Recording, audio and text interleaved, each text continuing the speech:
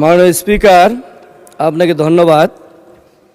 আমার নির্বাচনী এলাকা 24টি ইউনিয়ন এবং একটি পৌরসভা নিয়ে, তার মধ্যে প্রায় অর্ধেক ইউনিয়নই চরাঞ্চলে অবস্থিত, নদী বেষ্টিত।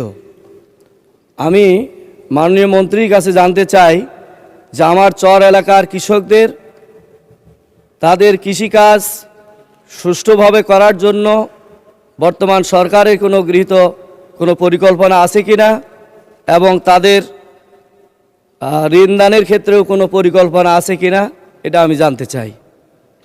মাননীয় মন্ত্রী, ধন্যবাদ। কে বলেছেন?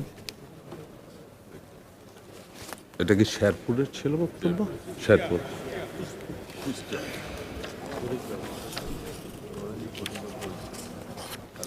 ও আমার যে সবগুলি লেখা আছে কুড়িগ্রাম। মাননীয় স্পিকার, আমি কি কাইন্ডলি জানতে পারি, আবার এখানে আমার বোধহয় সিরিয়াল করা ছিল, এখানে সিরিয়াল আগে পিছিয়ে হওয়াতে ওইভাবে করা হয়েছে কুড়িগ্রাম। মাননীয় স্পিকার, কোশ্চেনটা যদি আবার একটু আমি শুনতে চাইলে আমার জন্য। মাননীয় সদস্য, প্রশ্নটি আবার উত্থাপন করুন।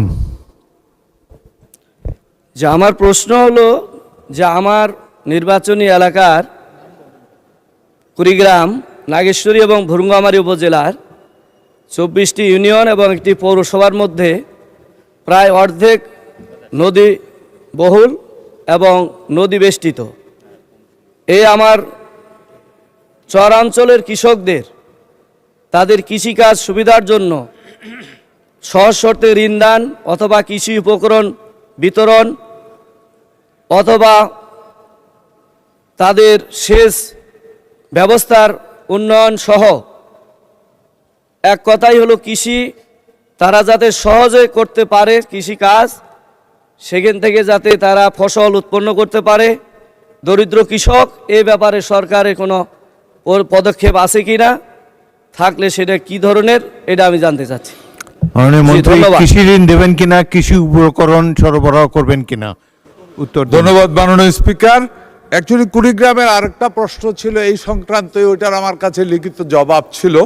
তারপরও ধন্যবাদ জানাচ্ছি আপনাকে মাননীয় সংসদ সদস্যকে। আমি আপনাকে অনুরোধ করব যে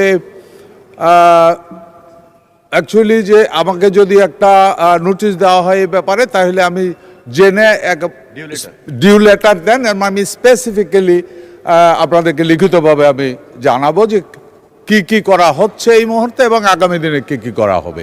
ধন্যবাদ মাননীয় সংসদ সদস্য।